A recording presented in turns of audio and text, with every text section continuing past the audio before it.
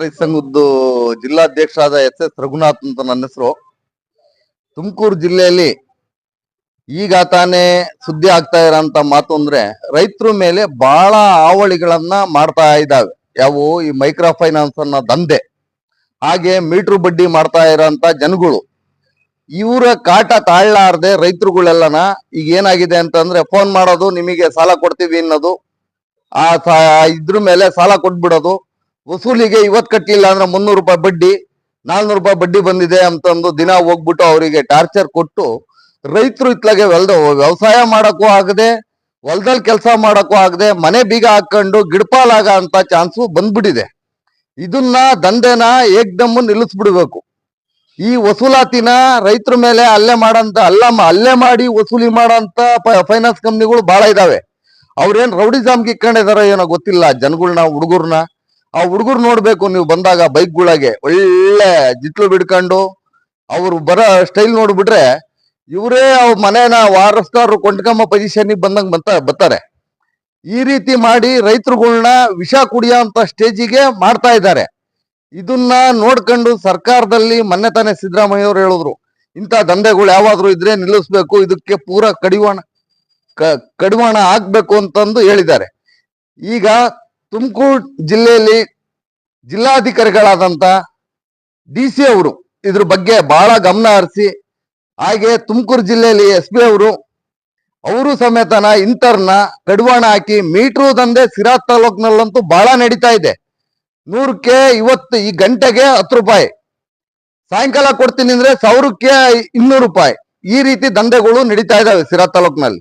ಈ ದಂಧೆ ಮಾಡ್ತಕ್ಕಂಥವ್ರನ್ನ ಸಿರಾ ತಾಲೂಕ್ನಲ್ಲಿರ್ತಕ್ಕಂಥ DOSP ಸಾಹೇಬ್ರು ಇದಕ್ಕೆ ಗಮನ ಕೊಟ್ಟು ಇಂಥ ದಂಧೆ ನಡೆಸ್ತಿರೋರ್ ಮೇಲೆ ನೀವು ಆಕ್ಷನ್ ತಗೋಬೇಕು. ಒಬ್ರು ಯಾರೋ ಲೇಡೀಸು ವಿಷ ಕುಡಿದು ಸತ್ತಿದ್ದಾರೆ ಅಂತಂದು ಮೀಟರ್ ಫೈನಾನ್ಸ್ ದಂಧೆಗೆ ಎದುರ್ಕೊಂಡು ಹೋಗಿ ವಿಷ ಕುಡಿದು ಸತ್ತಿದ್ದಾರೆ. ಇನ್ನ ಈ ಡಿಸ್ಟಿಕ್ ನಲ್ಲಿ ಇಂಥವ್ ಯಾವ ಆಗ್ಬಾರ್ದು.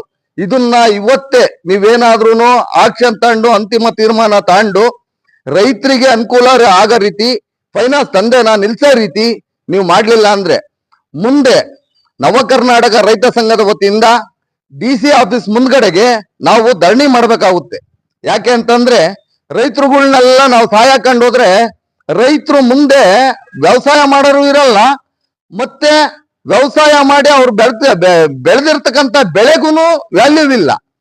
ಈಗ ಸಾಲ ಅನಿವಾರ್ಯ ಮಾಡ್ಬೇಕಾ ಸ್ಟೇಜ್ ಬಂದಿರುತ್ತೆ, ರೈತ ಮಾಡಿರ್ತಾನೆ, ಅದನ್ನ ಅವ್ರು ಇಸ್ಕಂಬ್ಲಿ ಬೇಡ ಅಂತಂದ ಹೇಳಲ್ಲ. ರೌಡಿಸಮ್ ಮಾಡಿ ಮೀಟರ್ ಬಡ್ಡಿ ಹಾಕಿ ಇಸ್ಕಮ್ ಅಂತ ಪೊಸಿಷನ್ ಮಾಡ್ಕೊಡ್ದು, ಅವ್ರು ಕೊಟ್ಟಿರೋ ಹಣ ಏನಿದೆಯೋ ಅದನ್ನ ಮಾತ್ರ ವಸೂಲಿ ಮಾಡ್ಕೊಂಡು ಹೋಗೋದಕ್ಕೆ ನೀವೇನಾದ್ರೂ ಮಾಡಿ ಇವತ್ತು ಡಿಸ್ಟಿಕ್ ನಲ್ಲಿ ಇದನ್ನ ಪ್ರೆಸ್ ಮೀಟ್ ಆದ್ರೂ ಮಾಡಿ ನೀವು ರೈತರಿಗೆ ತಿಳುವಳಿಕೆ, ಫೈನಾನ್ಸ್ನರ್ಗೆ ತಿಳುವಳಿಕೆ ಹೇಳಂತ ಕೆಲಸನ ನೀವು ಮಾಡ್ಬೇಕು ಅಂತಂದು ಹೇಳ್ತಾ ನಿಮ್ಮನ್ನ ಮನವಿ ಮಾಡ್ಕೊಂತ ಇದ್ದೀನಿ. ಸಂಘದ ತಾಲೂಕು ಅಧ್ಯಕ್ಷರಾಗಿ ಮೊಹಮ್ಮದ್ ಖಲೀಲ್ ಅಂತ. ಇಲ್ಲಿ ಒಂದು ದಂಧೆ ನಡೀತಾ ಐತೆ ಅಂತ ಅಂದ್ರೆ, ಇವತ್ತು ಬಜಾಜ್ ಫೈನಾನ್ಸ್ನವರಾಗ್ಲಿ ಬಂದು ಫೋನ್ ಮಾಡ್ತಾರೆ. ಈ ಫೋನ್ ಮಾಡಿಬಿಟ್ಟು ಏನ್ ಹೇಳ್ತಾರೆ ಅಂದ್ರೆ, ನಿಮ್ಗೆ ಬಜಾಜ್ನಿಂದ ನಿಮ್ಗೆ ಹಣ ಬಂದಿದೆ ಬರ್ರಿ ಅಂತ ಕರೀತಾರೆ. ಈ ನಮ್ಮ ರೈತರ ಜನಗಳು ಏನ್ ಮಾಡ್ತಾರೆ, ಅವ್ರಿಗೆ ಏನು ಗೊತ್ತಿರಲ್ಲ, ದುಡ್ಡು ಬಂದೈತೆ ಅಂದ್ರೆ ಎಲ್ಲರಿಗೂ ಆಸೆನೆ. ಅವಾಗ ಹೋಗ್ಬಿಟ್ಟು ಬಜಾಜ್ ಫೈನಾನ್ಸ್ಗೆ ಹೋಗ್ತಾರೆ. ಅವರು ನಿಮ್ದು ಆಧಾರ್ ಕಾರ್ಡು, ಐಡೆಂಟಿ ಕಾರ್ಡು, ಆಮೇಲೆ ನಿಮ್ದು ಪಾಸ್ಬುಕ್ಕು ತಾಂಬರ್ರಿ ಅಂತ ಕರೀತಾರೆ. ಅವಾಗ ಹೋದಾಗ ಏನ್ ಮಾಡ್ತಾರೆ, ಅವರು ಹೋಗ್ತಿದ್ದಂಗೆನೆ ಆಯ್ತಮ್ಮ ಕೊಡ್ತೀವಿ ನಿಮ್ಗೆ ಎಲ್ಲ ಸೈನ್ ಹಾಕಿಸ್ಕೊಂಡ್ರೆ ಹಿಂದ್ಗಡೆ ಬಾಂಡು ಪೇಪರ್ನಿಗೆ ಸೈನ್ ಹಾಕಿಸ್ಕೊಂಡು TV ಆಗ್ಲಿ ಕೊಟ್ಟು ಕಳಿಸ್ತಾರೆ. ಕೊಟ್ಟು ಕಳಿಸ್ಬಿಟ್ಟು 26,000 ರೂಪಾಯಿ ಟಿವಿಗೆ 40,000 ರೂಪಾಯಿ ಲೆಕ್ಕಾಚಾರಕ್ಕೆ ಅವ್ರು ತಾಣ್ತಾರೆ ಬಡ್ಡಿ ಒಳಗಾಗಿ ಸೇರಿ. ಆಮೇಲೆ ಒಂದು ಕಂತು ಅನಾವರ್ತವಾಗಿ ಮಕ್ಳುಗಳಿಗೂ ಹುಷಾರಿರಲ್ಲ, ತಂದೆ ತಾಯಿಗಳಿಗೂ ಹುಷಾರಿರಲ್ಲ, ಬಂಧು ಬಳಗದ ವರ್ಗದಾಗ ಹುಷಾರಿರಲ್ಲ. ಅನಂತವಾಗಿ ಅವರು 3ನೇ ತಾರೀಕಿಗೆ ಅವ್ರ ಕೈಲಿ ದುಡ್ಡು ಕಟ್ಟಕ್ ಆಗಲ್ಲ. ಆ ಕಟ್ಟಕ್ ಆಗಲ್ಲ ಅಂತ ಹೇಳ್ಬಿಟ್ಟು ಏನ್ ಮಾಡ್ತಾರೆ, ಸೀದಾನ 4 ಚೆಕ್ ಹಾಕ್ಬಿಡ್ತಾರೆ. ಯಾರು ಈ ಬಜಾಜ್ ಫೈನಾನ್ಸ್ ನಿಂದ ನಾವೇನ್ ಮಾಡಿದೀವಿ ಅಂದ್ರೆ, ನೋಡಪ್ಪ ನಿಮಗೆ ಬ್ಯಾಂಕ್ ನಿಂದ ನಾವು ಸಾಲ ತಗೊಂಡ್ ಕೊಟ್ಟಿರೋದು, ಆ ಕಾರಣಕ್ಕಾಗಿ ನಾವು ಬಜಾಜ್ ಫೈನಾನ್ಸ್ ಅಂತ ಹೇಳಿ ಇದು ಮಾಡ್ಕೊಂಡ್ರದು, ಇವ್ರು ಬಡ್ಡಿ ತಿನ್ನೋದು, ನಾವು ಬಜಾಜ್ ಫೈನಾನ್ಸ್ ಹೆಸರು ಹೇಳೋದು, ಬ್ಯಾಂಕ್ನವರು ಚೆಕ್ ಹಾಕೋದು. ಈ ತರ ಮಾಡ್ಬಿಟ್ಟು ಒಂದು ಚೆಕ್ಕಿಗೆ 480 ರೂಪಾಯಿ 15 ದಿನಕ್ಕೆ 4 ಚೆಕ್ ಹಾಕ್ತಾರೆ.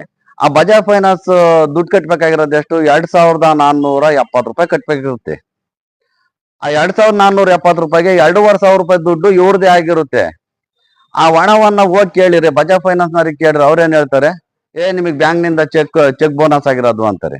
ಬ್ಯಾಂಕ್ನವ್ರಿಗೆ ಹೋಗಿ ಕೇಳಿದ್ರೆ ಇಲ್ಲಪ್ಪ ಬಜಾಜಿ ಕಟ್ ಆಗೈತೆ ಅಂತಾರೆ. ಅದನ್ನ ಸ್ಟೇಟ್ಮೆಂಟ್ ತೆಗೆಸ್ ನೋಡಿದ್ರೆ ಅದು ಹಣ ಬಜಾಜ್ಗೂ ಕಟ್ ಆಗಿರುತ್ತೆ, ಈತ ಬ್ಯಾಂಕಿಗೂ ಕಟ್ ಆಗಿರುತ್ತೆ. ಎರಡ್ ಕಡೆಗೂ ಕಟ್ಟಬೇಕು 5,000 ರೂಪಾಯಿ ದುಡ್ಡು ಅಂದ್ರೆ ರೈತರು ಸಾವು ಮಾಡ್ಕೊಂಡಲ್ಲ ಇನ್ನೇನ್ ಮಾಡ್ಕೊಂತಾರೆ? ವಿಷಾನು ಕುಡಿತಾರೆ, ಆತ್ಮಹತ್ಯೆನೂ ಮಾಡ್ಕೊಂತಾರೆ, ಮ್ಯಾಲಿಂದ ಬಿದ್ದು ಸಾಯ್ತಾರೆ, ಇಲ್ಲಾಂದ್ರೆ ಮನ್ಗಳ ತಗ ಬಂದು ಗಲಾಟೆನೂ ಮಾಡ್ತಾರೆ. ಹೆಂಗುಸ ಮಕ್ಕಳು ಅಂತಲ್ಲೂ ನೋಡಲ್ಲ ಅವರು. 4 ಜನ 5 ಜನ ಬರ್ತಾರೆ, ಮಾನ ಇಚ್ಛೆ ಮಾತಾಡ್ತಾರೆ. ಉಪಾಧ್ಯಕ್ಷರಾದ ಮಯೂರ ಮಾತಾಡೋದು.